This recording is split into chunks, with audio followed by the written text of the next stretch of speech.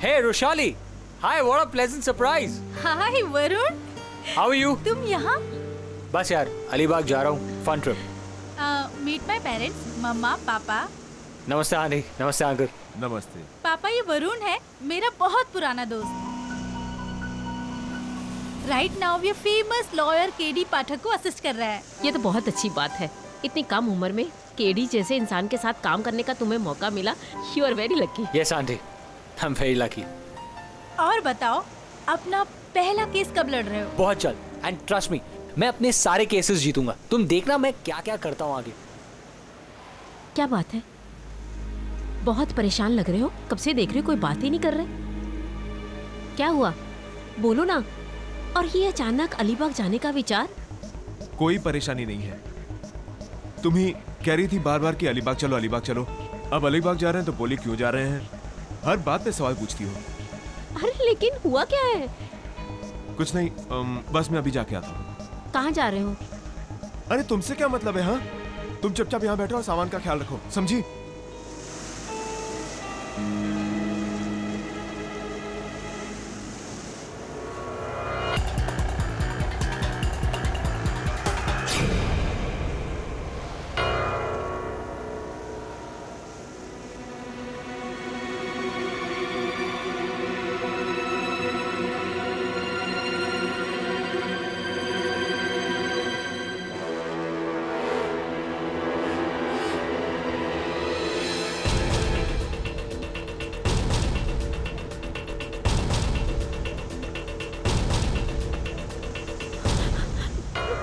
क्या तुम्हारा दिमाग खराब हो गया क्या? हाँ? ये सब क्या है? मुझे तुमसे बात करनी है. क्या पूछना चाहती हो? पूछो पूछो. ये सब पैसे आए कहाँ से? और ये गन? मैंने कौन सी चीज के लिए पैसे कहाँ से लाए ये पूछने की तुम्हें कोई जरूरत नहीं है. मैं ये जो कुछ कर रहा हूँ ये तुम्हारे लिए और अपनी बेटी के लिए कर रहा हूँ. गन? ये रुपए तुम बोलते? चुप करो. लो, मुझे दो. रहो. चोरी की है तुमने पैसे? चुप रहो. चुप. सच्ची बताओ, तुम बोलते क्यों नहीं? ये सब क्या हो चुप रहा है? बैठो, सब लोग देख रहे हैं. या बैठो.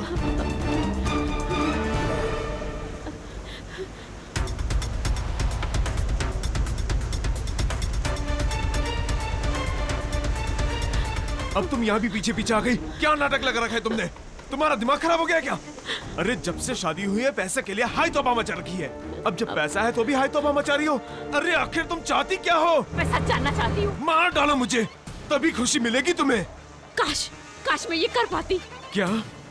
तुम्हें क्या लगता है इन चोरी किए हुए पैसों से हमारा भला होगा? हाँ बोलो. क्या तुम्हें लगता है मैंने चोरी की है? और नहीं तो क्या. नहीं तो तुम्हारे पास से इतने पैसे आए कहाँ से? बोलो कहाँ से आए? हाँ रोशाली, क्यों हमारी जिंदगी रोशाली, सीधे से बताना क्यों? क्या हुआ? अच्छा. ऑल ओके, सब ठीक है? मेरी वजह से अब तुम्हारी जिंदगी बर्बाद हो रही है ना. लो लो, मार दो मुझे.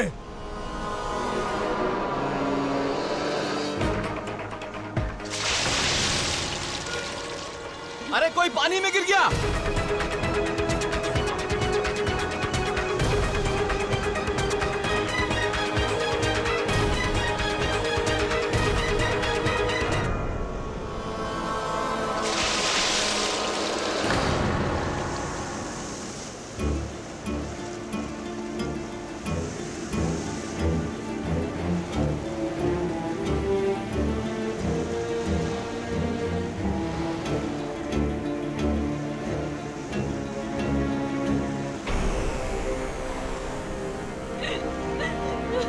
नीचे तो कुछ नहीं मिला. कुछ नहीं मिला साहब. साहब, ये औरत किसी आदमी के साथ यहाँ खड़ी थी. शायद उन दोनों में झगड़ा चल रहा था. फिर मैंने आवाज सुनी कि कोई समुंदर में गिर गया है. जी हाँ साहब, मैंने ऊपर से देखा था. डूबने वाला व्यक्ति इनके पति जैसा था. हवलदार साहब, वो देखिए गन.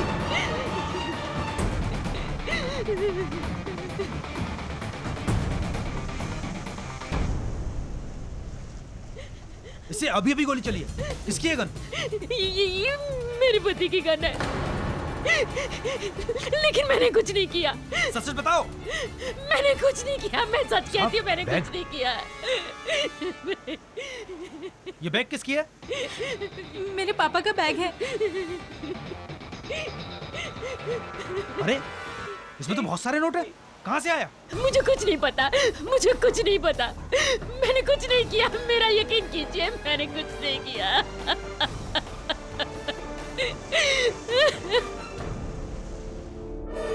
मैं रुशाली और उसके परिवार को बहुत अच्छी तरह से जानता हूं। सर, मुझे पूरा यकीन है कि आंटी बेकसूर है। कोई औरत अपने पति को इस तरह क्यों मारना चाहेगी? सर, मेरा यकीन कीजिए, आंटी बेकसूर है। सर, एक बार प्लीज आप एक बार रुशाली की मॉम से मिल तो लीजिए। अगर आपको उनकी बातों में सच्चाई ना दिखी तो फिर आप उनका केस मत लीजिएगा, लेकिन एक बार मिल तो लीजिए। चल ठीक है, कहता है तो मिल लेते हैं। Thanks sir. तो अपने फ्रेंड के माँ के लिए इतना कह रहा है, पर तेरी फ्रेंड क्यों नहीं आई? सर, उसका फोन स्विच ऑफ है, पता नहीं वो कहाँ है। शायद अंकल की डेथ की वजह से वो डिप्रेस्ड है। चल। मैं अपनी बेटी की कसम खाती हूँ, मैंने कुछ नहीं किया। मुझे तो ये भी समझ में नहीं आ रहा कि वो सब हो कैसे गया। सुधा जी, सच तो ये है कि आपके पति की हत्या हुई है। आपने भले न की हो, किसी न किसी ने तो की है। किसी पर संदेह है आपको? वो कुछ दिनों से डरे डरे रहते थे, परेशान रहते थे, जैसे कोई उनका पीछा कर रहा हो। शादी के बाद से रुपए पैसों की कमी के कारण हम दोनों में झगड़ा हुआ करता था। वो बैंक में क्लर्क थे, जाहिर है पैसे की तो कमी थी ही, लेकिन फेरी में उस दिन उनके बैग में इतने सारे नोटों की गठियां देखकर और वो गन देखकर मैं तो घबरा गई। बस उसी बात को लेकर हम दोनों के बीच में झगड़ा भी हुआ था। अचानक इतने रुपए उनके पास आए कहां से? मुझे नहीं पता। अचानक इतने सारे नोट देखकर मुझे लगा उन्होंने कहीं बैंक से चोरी तो नहीं की, लेकिन अलीबाग जाने से पहले वो बैंक की नौकरी तो छोड़ चुके थे। वरुण, अगर बैंक में चोरी हुई है तो स्पष्ट है कि बैंक वालों ने रिपोर्ट लिखवाई होगी। पता कर जरा। Right sir. हाँ, तो मिसेस सुधा पुन्नीर, ये अदालत सबसे पहले आपसे ये जानना चाहती है कि 22 दिसंबर की रात जब आप अपने पति और बेटी के साथ अलीबाग जा रहे थे, तो क्या दोनों में कुछ झगड़ा चल रहा था किसी बात पे? जी। क्या वजह थी?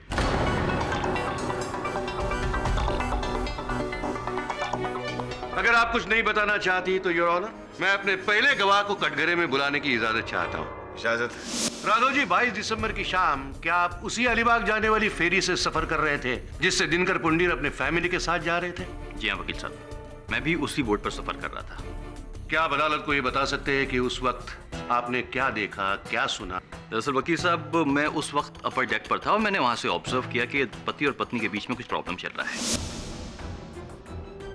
इनके पति ने दरअसल इन्हें उनके बैग को चेक करते हुए देख लिया था, जिससे वो बहुत नाराज हो गए थे और झगड़ा शुरू हो गया। क्या वैसे क्या था उस बैग में जिससे उन दोनों में झगड़ा शुरू हुआ?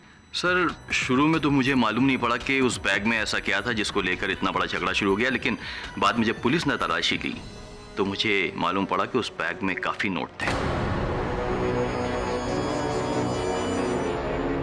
क्या वो यही बैग है? जी हाँ, यही बैग हो। आपके पति एक बैंक में मामूली से कारकुन थे, इतने सारे रुपए उनके पास कहां से आए? मुझे नहीं पता उनके पास इतने सारे पैसे कहां से आए। इसी बात को लेकर तो मेरा उनके साथ झगड़ा भी हुआ था। मुझे लगा कि शायद उन्होंने बैंक से चोरी किए पैसे। फिर तो आपको यह भी लगा होगा कि चोरी के रुपयों का कोई रिकॉर्ड होता नहीं है। पति को रास्ते से हटा और बैग में जितने सारे रुपए हैं उसे आराम की जिंदगी बिताओ। नहीं, अगर आराम की जिंदगी बितानी होती तो मैं उनके साथ झगड़ा ही क्यों करती। मैं तो यही जानने की कोशिश कर रही थी कि इतने सारे नोट उनके पास कहां से आए। अगर आपकी बात सच है तो बताइए, वहां जो गन मिली उस पर आपकी उंगलियों के निशान कैसे मिले? मेरा उनके साथ झगड़ा हो रहा था तो गुस्से में गन उन्होंने मेरे हाथ में पकड़ा दी। मतलब आपका यह कहना है कि आपके पति ने अपने हाथों से बंदूक आपको दे दी ताकि आप उसे गोली मार। योर ऑनर, इस बात की पुष्टि के लिए मैं हवालदार सुदेश कदम को बुलाना चाहता हूं कटघरे में, जो वहां पर मौजूद था। क्या इस गन को आप पहचानते हैं? जी हाँ, ये गन उसी लोअर डेक से मिला था और इसमें से गन पाउडर की स्मेल आ रही थी। इससे साफ हो जाता है किसी गन से गोली चलाई गई है। और तब मुझे समझ में आया कि डूबने वाले ने अपनी जान बचाने के लिए हाथ पैर क्यों नहीं चलाया, क्योंकि समंदर में धक्का देने के पहले उसे गोली मार दी गई थी।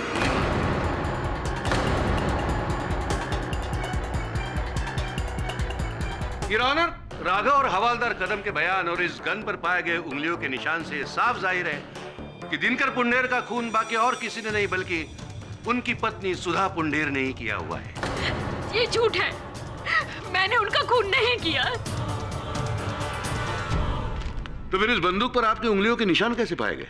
जैसे कि मैं आपको पहले भी बता चुकी हूँ कि इसी बात को लेकर हमारा झगड़ा हो रहा था। झगड़े के बाद वो बात को टालने के लिए नीचे उतर गए और मैं भी उनके पीछे पीछे नीचे उतर गई।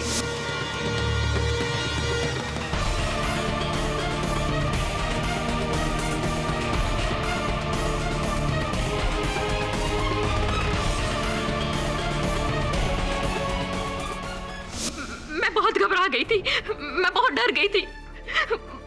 मैं डेक की सीढ़ियों के ऊपर चढ़ने लगी और जैसे ही मैं सीढ़ियों के पास पहुंची समुद्र में किसी के गिरने की आवाज आई। जैसे मैं दिनकर की तरफ भागी, दिनकर वहां नहीं थे। दिनकर नहीं थे।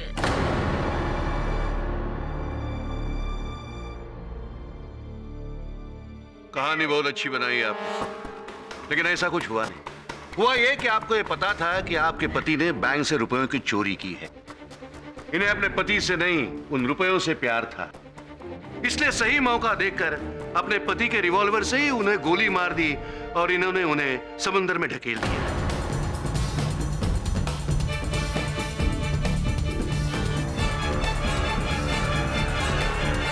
लेकिन जल्दबाजी में वो गन इनके हाथ से छूटकर वहीं गिर गई और योर ऑनर, इन्होंने ये सब कुछ किया सिर्फ उन चुराए गए रुपयों के लिए। Mister Rane, mister Rane, mister Rane,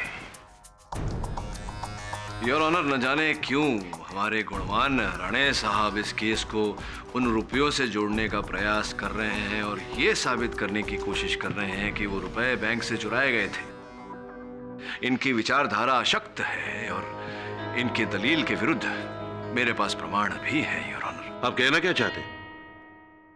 मैं ये कहना चाहता हूं मिस्टर राणे कि आपकी दलील कि पुंधीर साहब ने अपने बैंक में चोरी की थी बिल्कुल निराधार है, क्योंकि बैंक का कहना है कि उनके यहां तो कोई चोरी हुई नहीं, उनका नकद का हिसाब ठीक ठाक है।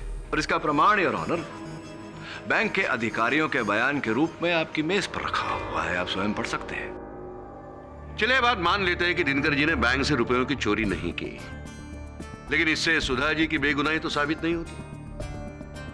इसे यह साबित हो सकता है कि इन्होंने चोरी नहीं की, बस। सुधा जी पर तो अब भी आरोप लगा हुआ है कि इन्होंने अपने पति का खून उन पैसों के लिए किया। योर ऑनर, व्यक्तिगत रूप से तो मेरा भी यह मानना है कि इस हत्या का रहस्य उन रुपयों में ही कहीं छिपा हुआ है। इसलिए अति आवश्यक है हमारे लिए ये जानना कि आखिरकार दिनकर पुंडीर साहब के पास वो रुपए आए कहां से। सुधा जी, सोच विचार के बताइए, जब दिनकर जी ने बैंक की नौकरी छोड़ी और जब वो अलीबाग जाने की योजना बना रहे थे, उस समय में क्या आपने कुछ ऐसा देखा उनके व्यवहार में जो साधारण से बाहर हो? हाँ। एक दिन घबराए हुए से घर पे आए और बहुत डरे हुए थे। मेरे पूछने पर उन्होंने बताया कि कोई केस पे अदालत में गवाही देने वाले हैं और कोई तो उन्हें मना कर रहा है। ये बात उन्होंने मुझे बताई। इस बात को लेकर वो बहुत डरे डरे से थे, बहुत घबराए हुए से थे। Point to be noted your honour, किसी केस में दिनकर पुंधीर साहब किसी व्यक्ति के विरुद्ध गवाही देने वाले थे और उन्हें धमकी दी गई थी कि वो ऐसा न करे जिसके कारण वो घबराए हुए थे। हो सकता है कि उन्हें वो रुपए इसी कारणवश दिए गए हो। योर ऑनर, दिनकर पुंडीर किसके लिए, कब, कहां विटनेस की हैसियत से हाजिर रहने वाले थे, इसका इस केस से कोई ताल्लुक नहीं। मुझे लगता है योर ऑनर कि अदालत का ऐसे वक्त बर्बाद करने से बेहतर है कि हम अपने अपने मुद्दों पर बोले। और अहम मुद्दा यही है कि दिनकर जी और सुधा जी के बीच पैसों की वजह से ही झगड़े होते थे, जिसके अहम गवाह है उनकी अपनी बेटी रुशादी। क्या रुशाली पुंडेर इस समय अदालत में मौजूद हैं? जी नहीं योर ऑनर, उसके नाम से समन निकला हुआ था, लेकिन सुधा जी के अरेस्ट के एक दिन बाद वो लापता हो गई।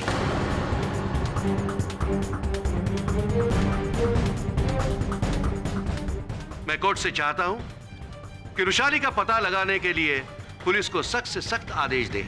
योर ऑनर, मैं अभियोग पक्ष की इस दलील को पूरा समर्थन देता हूं। केवल इस कारण नहीं कि सुधा जी की लापता बेटी रुशाली इस केस में अहम गवाह बन सकती है, इस केस पर रोशनी डाल सकती है, खुलासा कर सकती है, बल्कि इस कारण भी कि दिनकर जी की मृत्यु के तुरंत बाद रुशाली का लापता होना कोई तो बात है योर ऑनर, कोई तो गहरा रहस्य छिपा हुआ है इसमें, और जब तक रुशाली मिल नहीं जाती, ये रहस्य खुल नहीं जाता, इस केस को आगे बढ़ाना उचित नहीं होगा। यह अदालत जल्द से जल्द रुशाली पुंडीर का पता लगाकर उन्हें अदालत में पेश कराने का हुक्म देती है।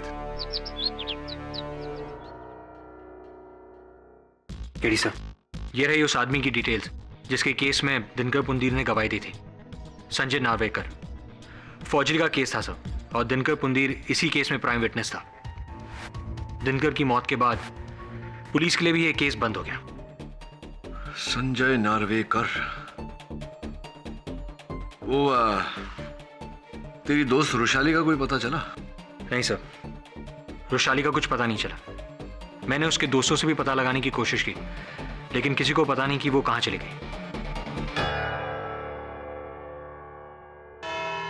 योर ऑनर, मैं वो साक्ष्य अदालत के समक्ष करने जा रहा हूं जो ये साबित कर देगा कि दिनकर पुंडीर को मारने का उद्देश्य उनकी श्रीमती सुधा पुंडीर का नहीं, किसी और का था। ये किसकी बात कर रहे हो तुम केडी पाठक?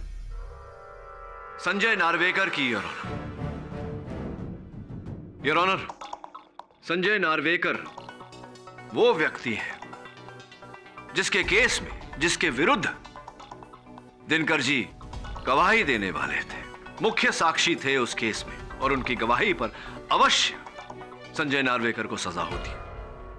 संभव है कि उन्हें गवाही देने से रोकने के लिए उन्होंने दिनकर जी को 10 लाख रुपए की रिश्वत दी हो, और रुपए देने के बाद भी संतुष्टि ना होने पर उन्होंने दिनकर जी को मार दिया। जबकि सच्चाई यह है कि संजय नार्वेकर नाम का कोई भी व्यक्ति उस फेरी पर मौजूद नहीं था।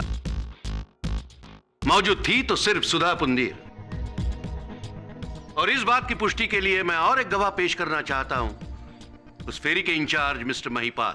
जी हाँ सर, हर रोज की तरह मैं डेली रूटीन चेक कर रहा था, नीचे डेक से लेके ऊपर डेक तक। जब मैं नीचे से ऊपर की तरफ जा रहा था तो मैंने देखा कि इनके पति ऊपर से बड़े गुस्से से नीचे की तरफ आ रहे थे, और उनके पीछे इनकी पत्नी भी थी। दोनों के बीच किसी बात को लेकर काफी झगड़ा हो रहा था। फिर किसी के पानी में गिरने की आवाज आई और किसी ने आवाज लगाई। फिर मैं ऊपर से नीचे की तरफ भाग गया। फिर मैंने देखा कि ये वहीं खड़ी थी, लेकिन इनके पति वहां नहीं थे। इसका अर्थ ये हुआ महिपाल जी, अगर आपको आपत्ति ना हो तो राणे साहब, इसका अर्थ ये हुआ कि आपने स्वयं दिनकर पुंडीर को पानी में गिरते हुए नहीं देखा, ना ही सुधा पुंडीर को उन्हें ढकेलते हुए देखा। किसी दूसरे व्यक्ति ने आवाज लगाई, तब आपका ध्यान उस तरफ आकर्षित हुआ। क्या सही है? जी हाँ सर। तो कौन था वो व्यक्ति जिसने आवाज लगाई थी? ये राघव जी।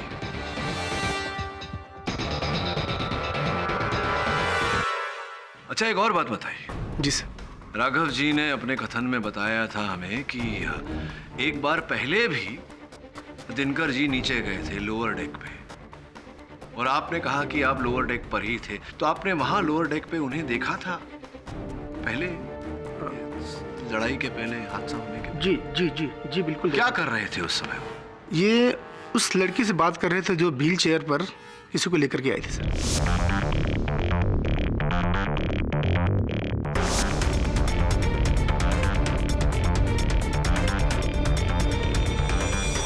तो महिपाल जी, उस महिला के बारे में कोई जानकारी है आपके पास? नाम, अता, पता, कुछ भी? नहीं सर। धन्यवाद। योर ऑनर, मैं एक बार फिर राघव जी को कटघरे में बुलाने की अनुमति चाहता हूँ। राघव जी, महिपाल जी ने अभी अभी जिस महिला का जिक्र किया उसके बारे में कुछ बता सकते हैं आप हमें? देखिए वकील साहब, उस महिला को मैं ज़ाती तौर पर नहीं जानता था। पहली बार उसको बोर्ड पर देखा था व्हीलचेयर के साथ में। ना तो मेरी उससे बात हुई थी, ना ही मेरी कोई जान पहचान थी। तकरीबन 27-28 साल की उसकी उम्र होगी और जिस शख्स को व्हीलचेयर पर लेकर आई थी उसके चेहरे पर मास्क और जिस्म में शॉल लपटा हुआ था। दिनकर के समुंदर में गिरने के बाद इस लड़की ने ही हमें बताया कि बोट के निचले हिस्से में भी इन दोनों का झगड़ा हो रहा था। ऐसी तो आप पहले व्यक्ति थे जिसने दिनकर जी को वहां समुद्र में गिरते हुए देखा। कैसे पता चला आपको कि वो दिनकर जी ही हैं? मेरा अर्थ है कि कितनी अच्छी तरह से जानते थे आप दिनकर जी को? कब से जानते थे? नहीं वकील साहब, मैं उसको पर्सनली नहीं जानता, बोट पर ही देखा था मैंने। कमाल है, आप दिनकर जी को जानते भी नहीं थे, उन्हें बोट पर देखा था, फिर भी आपने समुंदर की लहरों के बीच इतने अंधेरे में ये जान लिया कि वो दिनकर जी ही है। वकील साहब, मैंने जैसे आपसे कहा कि मैंने उसको बोट पर देखा, तो फिर मैंने उसको नीचे जाते हुए भी देखा था। ये तो आपकी निरीक्षण शक्ति की दाद देनी चाहिए मुझे। तो अगर आपने दिनकर जी को इतनी गौर से देखा था तो आपको याद होगा कि उस दिन उन्होंने क्या पहना था। दिनकर ने उस वक्त एक नीली कलर की कमीज, काले कलर का पैंट और काले जूते पहने थे। वाह, क्या बात है राघव जी, आपकी इस निरीक्षण शक्ति की मैं दाद देता हूँ। एक बात बताइए, आप हर व्यक्ति को इतने ही गौर से देखते हैं, भापते हैं, या सिर्फ दिनकर जी? वकील साहब, ऑब्जर्वेशन, मेमोरी, ये दोनों चीजें मेरी बहुत स्ट्रांग है। एक बार मैं जिसको देख लेता हूं ना, कभी भूलता नहीं हूं। सब कुछ छोड़ के मैं दिनकर को ही क्यों ऑब्जर्व करूंगा? मेरा उससे लेना ही देना क्या है? हाँ, ये बात तो है। केवल दिनकर जी को क्यों ऑब्जर्व करेंगे? वैसे आपकी इस निरीक्षण शक्ति और स्मरण शक्ति का मैं कायल हो गया हूँ Raghav ji. Thank you sir, thank you. आपकी अनुमति हो तो एक बस यूं ही एक परीक्षा छोटी सी ले लूं आपकी? ठीक है सर। धन्यवाद। ये कागज, ये कलम, मैं चाहता हूं कि आपकी स्मरण शक्ति और आपके बीच जो गहरा रिश्ता है उसका कोई प्रमाण आप हमें दें। इतने समय से आप इस अदालत में उपस्थित हैं, यहाँ हर वस्तु पर आपने गौर किया होगा। मैं अपेक्षा करता हूं कि इस मेज पर जितनी वस्तु रखी है वो स्मरण तो होगी आपको, उसकी एक लिस्ट आप बना दें। हाँ, किंतु उस ओर देखे बिना ऐसे घूम जाइए। धन्यवाद।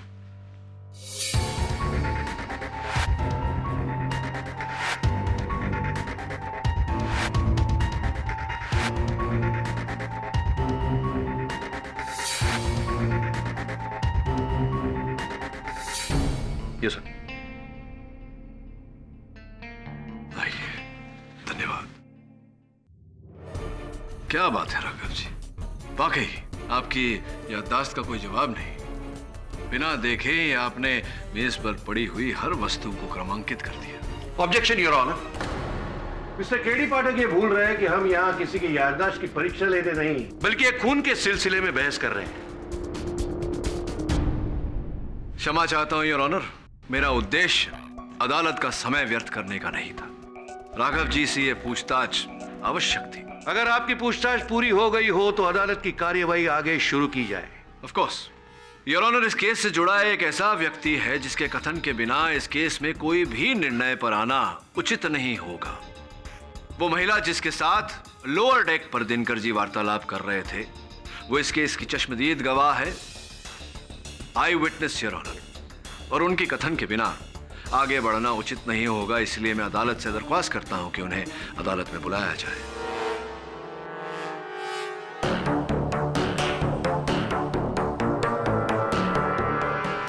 योर ऑनर, ऐसे किसी भी कथित महिला को अदालत में बुलाकर अदालत का वक्त जाया करने से पहले मैं खुद इस पूरे केस से जुड़े हुए ऐसे एक चश्मदीद गवाह को बुलाना चाहता हूं जिसका पता पुलिस ने लगा लिया है। इसके बयान के बाद गवाह के तौर पे और किसी को बुलाने की जरूरत नहीं पड़ेगी। मैं सुधा पुंडीर और दिनकर पुंडीर की बेटी रुशाली पुंडीर को पेश करने की इजाजत चाहता हूं।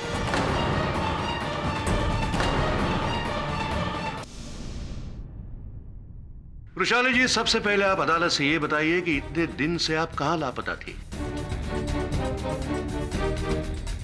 आप कोर्ट में हाजिर क्यों नहीं हुई? क्या इसलिए नहीं हाजिर हुई कि आप ये जानती थी कि आपके माताजी ने ही आपके पिताजी का खून किया है? क्या मैं सच नहीं कह रहा हूं? हाँ, ये सच है, ये सच है। इन्होंने ही मारा है मेरे पापा, इन्होंने ही मारा है मेरे पापा को।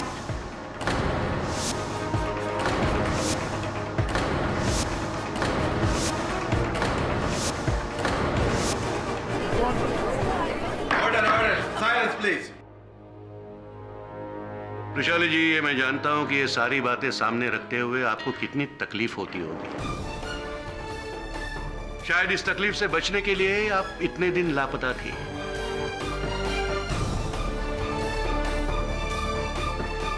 फिर भी अदालत के लिए यह जानना बहुत जरूरी है कि आखिर हुआ क्या था। हमेशा की तरह उस दिन भी मेरे मॉम डैड के बीच लड़ाई हो रही थी। फिर वो नीचे चले गए। मैं ऊपर के डेक पे रेलिंग के पास खड़ी थी। मैंने देखा कि वो दोनों नीचे के डेक पे रेलिंग के पास खड़े होकर झगड़ रहे हैं। और फिर मैंने अपनी मम्मा के हाथ में एक गन देखी। पर जब तक मैं नीचे पहुंची तब तक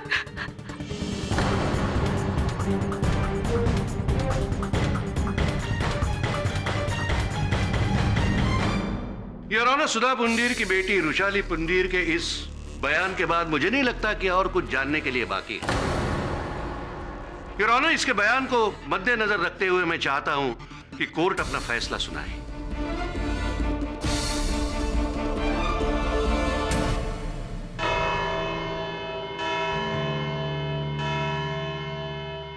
यह अदालत मुलतवी की जाती है।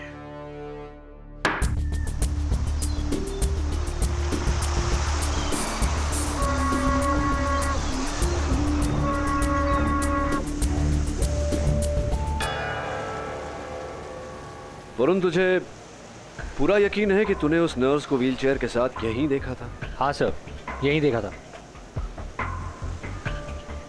ये मार्क्स तो मुझे व्हीलचेयर के लग रहे हैं।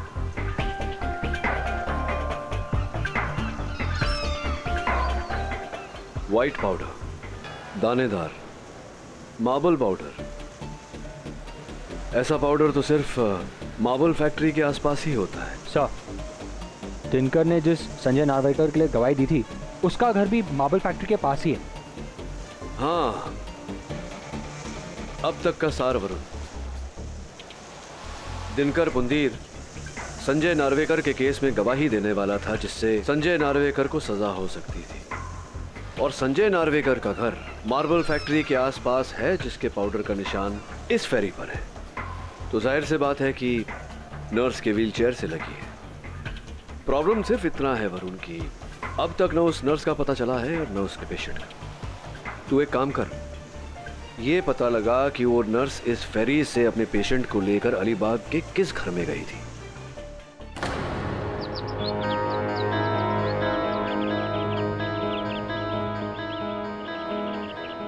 ये घर संजय नार्वेकर के नाम पे रजिस्टर्ड है और मैंने पता लगा लिया है, ये वही संजय नार्वेकर है जिसका मुंबई में मार्बल फैक्ट्री के पास बंगलो है।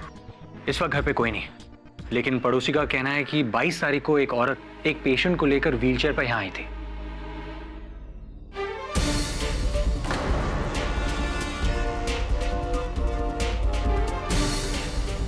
वरुण, तू एक काम कर, जाओ और यहाँ के पुलिस को सूचित कर, अपनी पहचान बिना बताए कि मैं यानी केडी पाठक इस केस के चश्मदीद गवाह को, जिसे सब खोज रहे हैं, उसे भगाने में मदद कर। क्या ये आप क्या कह रहे हैं sir?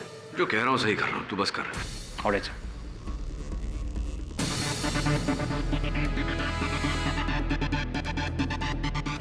Your honour, Dinkar Pundir के केस में एक नया खुलासा हुआ है। दिनकर जी का मृत शरीर पुलिस को समुद्र से मिला है और पोस्टमार्टम रिपोर्ट से यह जाहिर है कि दिनकर जी की मृत्यु गोली लगने से ही हुई है। पहले उन्हें किसी ने गोली मार दी और फिर समुद्र में ढकेल दिया। राणे साहब बड़े नटखट हैं। योर ऑनर, राणे साहब अपनी सुविधा के लिए अदालत से एक बात छिपा रहे हैं। वो ये कि फोरेंसिक्स रिपोर्ट के अनुसार जो गोली दिनकर जी के मृत शरीर से पाई गई, वो गोली इस बंदूक से, यानी कि जो बंदूक पुलिस ने फेरी पर से बरामद की थी, उस बंदूक से नहीं चलाई गई थी। इसके चलते प्रोसिक्यूशन का आरोप कि मेरे मुवक्किल ने सबसे पहले अपने पति को गोली मारी, उसके बाद उन्हें समंदर में ढकेला, ये आरोप बेबुनियाद है योर ऑनर, निराधार है। अगर केडी पाठक को अपने क्लाइंट के बेगुनाही पर इतना ही भरोसा है तो क्या केडी अदालत को यह बताने की कोशिश करेंगे कि इस वारदात के चश्मदीद गवाह को वहां से उन्होंने भगाने की कोशिश क्यों की? क्या कह रहे हैं आप? अच्छा, आपने अगर ये नहीं किया तो क्या आप बताएंगे कि अलीबाग के संजय नार्वेकर के घर आप क्यों गए थे? मैं? हाँ, संजय नार्वेकर? योर ऑनर, मैं तो आज तक जीवन में कभी अलीबाग नहीं गया, अलीबाग देखा भी नहीं मैंने। आप वहां गए थे? मिथ्या है योर ऑनर, झूठ बोल रहे हैं। आप वहां गए थे? अरे कभी गया था? किसने कहा गया था? और वहां इस वारदात के चश्मदीद गवाह को वहां से बाहर जाने के लिए आपने कहा, और इसकी सूचना अलीबाग के पुलिस को किसी मुखबिर ने दी थी। चश्मदीद गवाह की गवाही किसी मुखबिर ने पुलिस को दी थी? योर ऑनर, राणे साहब शायद भूल रहे हैं कि अदालत है, यहाँ हर बात की पुष्टि होनी चाहिए, प्रमाणित होनी चाहिए, कोई साक्ष्य होना चाहिए, सबूत होना चाहिए। है योर ऑनर, फिंगरप्रिंट्स एक्सपर्ट को कटघरे में बुलाने की मैं इजाजत चाहता हूँ। क्या आप बता सकते हैं कि आपको संजय नार्वेकर के घर से किन लोगों के फिंगरप्रिंट्स मिले? संजय नार्वेकर के घर से हमें 4 लोगों के फिंगरप्रिंट्स मिले थे। पहला उस घर के मालिक यानी संजय नार्वेकर का था, दूसरा उस बीमार आदमी का जिसे मुंबई से अलीबाग लाया गया था यानी मधुकर मोरे जी का, तीसरा नर्स अपर्णा का, और चौथा मिस्टर केडी पाठक का। ये रहे फिंगरप्रिंट्स की कॉपी सर। असंभव है यार ऑनर, इट्स इम्पॉसिबल, एक हो ही नहीं सकता। संजय नार्वेकर के अलीबाग सर देखिए राणे साहब है, आप जगह देंगे तो please please please go ahead. Sir एक बात बताइए, ये हर फिंगरप्रिंट के ऊपर व्यक्ति का नाम लिखा हुआ है जिसके फिंगरप्रिंट्स ये हैं। अगर ये नाम मैं छिपा दूं तो क्या आप इन फिंगरप्रिंट्स को आइडेंटिफाई कर पाएंगे? जी नहीं, उसके लिए मुझे मैग्नीफाइंग ग्लास की जरूरत पड़ेगी। Yes of course, of course. Varun, thank you. हाँ सर, ये लीजिए मैग्नीफाइंग ग्लास, ये 3 सेट ऑफ फिंगरप्रिंट्स। बताइए।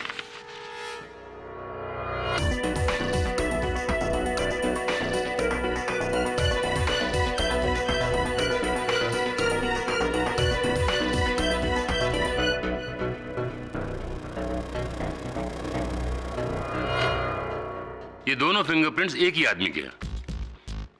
ये दोनों फिंगरप्रिंट्स एक ही व्यक्ति के हैं तो स्पष्ट है कि इनके ऊपर जो नाम होगा वो एक ही व्यक्ति का होगा। Sure sir. मधुकर मोरे, दिनकर पुंदीर। ऐसा कैसे हो गया सर? क्योंकि विश्व का बच्चा बच्चा जानता है फिंगरप्रिंट अंकल कि 2 अलग अलग व्यक्ति के एक समान फिंगरप्रिंट्स नहीं हो सकते। एग्जैक्टली। मेरा प्रश्न ये है योर ऑनर के पुलिस के अनुसार दिनकर जी की मृत्यु 22 दिसंबर को हुई थी। अगर उनकी मृत्यु 22 दिसंबर को हुई थी तो संजय नार्वेकर के अलीबाग वाले घर पर 26 दिसंबर को उनकी उंगलियों की छाप कैसे पड़ सकती है?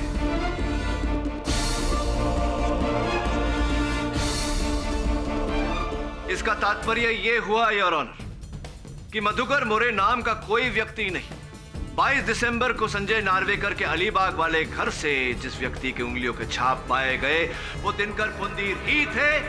इसका अर्थ यह हुआ योर ऑनर कि 22 दिसंबर को दिनकर पुंदीर की मृत्यु नहीं हुई, सुधा जी ने उन्हें गोली नहीं मारी, ये निर्दोष है।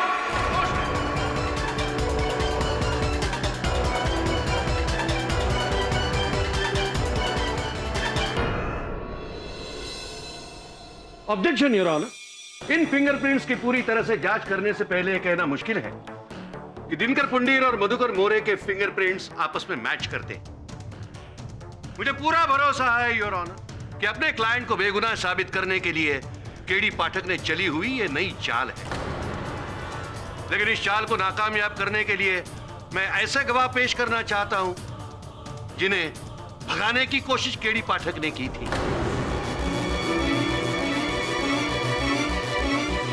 मैं नर्स अपर्णा को कटघरे में पेश करने की इजाजत चाहता हूं।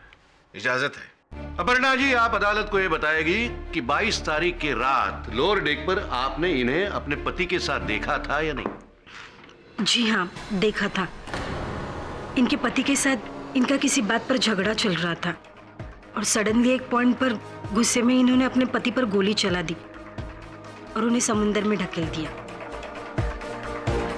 ये झूठ बोल रही है मिलोड, मैंने खून नहीं किया। झूठ कितनी भी जोर से बोला जाए, झूठ झूठ ही होता है। योर ऑनर, सारे सबूत और सारे गवाह एक ही तरफ इशारा कर रहे हैं कि सुधा जी ने ही अपने पति का खून किया है। योर ऑनर, अगर राणे साहब को आपत्ति ना हो तो मैं नर्स जी से कुछ प्रश्न करने की अनुमति चाहता हूँ। इजाजत है। Try your luck. हाँ तो नर्स जी, संजय नार्वेकर जानती थी आप उन्हें? जी नहीं, मैं उनसे कभी नहीं मिली। कभी नहीं मिली? बड़ी आश्चर्यजनक बात है कि जिस व्यक्ति से आप कभी मिली नहीं, जिसे जानती भी नहीं थी, एक रोगी को लेकर आप उनके घर चली गई। ऐसा कैसे हो गया? देखिए, मैं एक नर्स हूँ। मुझे पेशेंट को अलीबाग के एक एड्रेस पर पहुंचाने के लिए कहा गया था, सो मैंने पहुंचा दिया। ये बताइए कि हत्या की तारीख पर उस फेरी के लोअर डेक पे निचले हिस्से पर पुंधीर साहब आपसे मिलने आए थे, आप दोनों मिले? नहीं तो वो मुझसे मिलने के लिए क्यों आएंगे? अद्भुत बात है, क्योंकि बाकी जो यहाँ साक्षी हैं उनके कथन से हमें ये पता चला कि दिनकर साहब आए थे नीचे, आप दोनों की मुलाकात भी हुई, कुछ वार्तालाप भी हुई, शायद इस बात को लेकर कि वो संजय नार्वेकर साहब के केस में गवाही देने वाले थे, जिस गवाही के कारण संजय नार्वेकर जी को सजा भी हो सकती थी। कहीं ये बातचीत तो नहीं हुई आप दोनों में? देखिए, मैंने आपसे पहले भी कहा है कि मैं संजय नार्वेकर को पर्सनली नहीं जानती, तो फिर मैं कैसे कह सकती हूँ कि उन पर कौन सा केस था और किसने गवाही दी थी? ये बात तो है, लेकिन क्यों मुझे ऐसा लगता है कि आप संजय नार्वेकर को जानते? एक प्रमाण पत्र है मेरे पास। हाँ, असल में ये एक ब्याह की रजिस्ट्री का प्रमाण पत्र है। देखिए, संजय नार्वेकर, अपर्णा साहूकार, आप ही हैं? ये आप ही के घर का पता है। तो इसके अनुसार तो आप दोनों का ब्याह हुआ था, तो अगर आप उसे जानती भी नहीं थी, पहचानती भी नहीं थी, तो ये ब्याह कैसे हो गया, विवाह कैसे हो गया? नहीं, ये सच है। मेरी और संजय की शादी हुई थी। तो इसका अर्थ यह हुआ कि आपने अपने पति को बचाने के लिए दिनकर जी की हत्या की है। मैं सच कह रही हूँ, मैंने उनका खून नहीं अरे किया। सच तो ये है कि आप ही ने उनकी हत्या की है। आपने पहले उन्हें गोली मारी और फिर उन्हें समंदर में ढकेला। आप ही ने किया है। मैंने गोली नहीं मारी। अरे आप ही ने गोली मारी, आप ही ने समंदर में डाला है उन्हें। नहीं मारा। तो किसे डाला आपने? अरे उस पुतले को। किस पुतले को?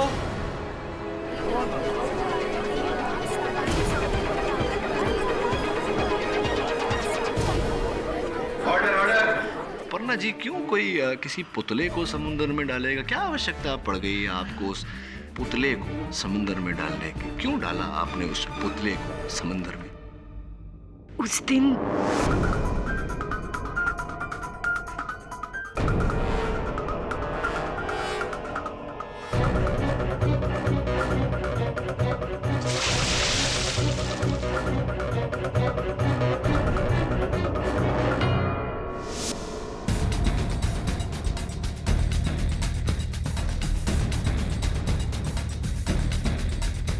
पुलिस से बचने के लिए संजय और दिनकर ने मिलकर ये प्लान बनाया था, जिससे सबको ऐसा लगे कि उसने आत्महत्या की है। इसीलिए उस दिन वो नीचे डेक पर मुझे मिलने के लिए आया था, लेकिन उसी वक्त उसके पीछे पीछे आकर सुधा ने हमारा प्लान खराब कर दिया और उसके केस में फंस गई ये। बस बस बस बस बस, मैं समझ गया कि क्या हुआ। ये प्लान बना और आपने संजय को अपना रोगी बनाकर व्हील चेयर पर बिठाकर संजय नार्वेकर के अलीबाग वाले घर में पहुंचाकर वहां उसकी हत्या की। Very simple. नहीं, मैंने उसका खून नहीं किया। तो किसने किया है फिर? मुझे नहीं पता। आपको पता नहीं कि उसकी हत्या किसने की, जबकि आप वहां थी, उपस्थित संजय नार्वेकर के घर पर। मैं आपसे सच कह रही हूँ, मैंने उसका खून नहीं किया। तो किसने किया? मुझे नहीं पता। कैसे नहीं पता? क्या संजय जी ने किया? क्या हो सकता है, क्योंकि आप और संजय जी थे सिर्फ वहां, और दिनकर जी की मृत्यु तो हो चुकी, तो या तो आपने किया या संजय जी ने किया। संजय जी ने? हाँ, शायद संजय जी ने किया हो। योर ऑनर, एक नहीं अनेक मिथ्या है यहाँ पर। अपर्णा जी वहां उपस्थित थीं, पर कह रही हैं कि इन्हें इस मामले में कुछ नहीं पता, हत्या इन्होंने नहीं की। हो सकता है कि संजय नार्वेकर ने हत्या की हो। स्पष्ट है योर ऑनर कि मिथ्या में से सत्य को निकालने के लिए संजय नार्वेकर जी का कथन बहुत ही जरूरी है। मैं उन्हें अदालत में बुलाने की अनुमति चाहता हूं। केडी, तुम जानते हो कि संजय नार्वेकर यहाँ उपस्थित नहीं है, फिर अदालत का वक्त क्यों जाया कर रहे हैं? राणे साहब, कमाल करते हैं आप। इतने वर्षों से मैं एक ही बात कह रहा हूं कि जो होता है वो दिखता नहीं, और जो दिखता है वो होता नहीं। तो हो सकता है कि इस उदाहरण में जो हमें दिखाई नहीं दे रहा वही हो। योर ऑनर, हो सकता है कि संजय नार्वेकर इसी अदालत में हो। क्यों राघव जी? अरे रुकिए रुकिए रुकिए रुकिए, आइए तो जरा यहाँ। इतनी शीघ्रता से कहां चले? जरा अपना परिचय तो करवाने का मौका दीजिए। योर ऑनर, राघव जी उर्फ संजय नार्वेकर। संजय नार्वेकर।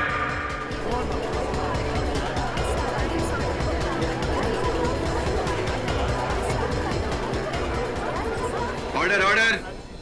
राघव जी उर्फ संजय नार्वेकर जी। चेहरे पर नकली दाढ़ी, मूंछ, चश्मा लगाकर चेहरा बदलना तो बहुत ही सरल है, किंतु अपनी उंगलियों के निशान और हस्तलेख बदलना कठिन नहीं, असंभव है। याद है हम दोनों ने एक स्मरण शक्ति का खेल खेला था यहाँ अदालत में। बस उस कलम पर आपकी उंगलियों के निशान और कागज पर आपका हस्तलेख, इन दोनों के गहरे संबंध ने आपका ये खेल खत्म कर दिया।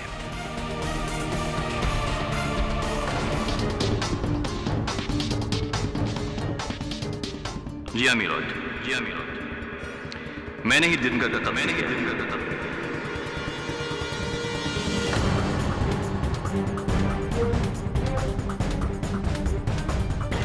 वकील साहब, मैंने उसे 10 लाख रुपए दिए थे अपना मुंह बंद रखने के लिए। 10 लाख रुपए उसकी बीवी बच्चों के लिए काफी थे, और मैंने उससे यह भी वादा किया कि नकली खून के बदले में उसको और पैसे दूंगा। मैं उसकी पत्नी को फंसाना नहीं चाहता था, लेकिन बार बार वो दिनकर के पीछे आती गई और सारा खेल बिगाड़ दिया। जब दिनकर को यह पता चला कि उसके ही कत्ल में उसकी बीवी गिरफ्तार हो गई है, वो पुलिस से मिलने की कोशिश करने लगा, अपने आप को गिरफ्तार कराने की कोशिश करने लगा, जो कि मैं नहीं चाहता था। मैंने सोचा कि अभी भी अगर उसकी लाश मिलती तो उसके कत्ल का इल्जाम उसकी बीवी पर ही जाएगा, इसलिए मैंने उसका कत्ल कर दिया और खुद सेफ हो गया। The defense rests, Your Honor. सारे सबूतों और गवाहों को मद्देनजर रखते हुए यह अदालत सुधा पुंडीर को बाइज्जत बरी करती है। संजय नार्वेकर और उनकी पत्नी अपर्णा नार्वेकर के खिलाफ हत्या का केस चलाने का हुक्म देती है। The case is closed.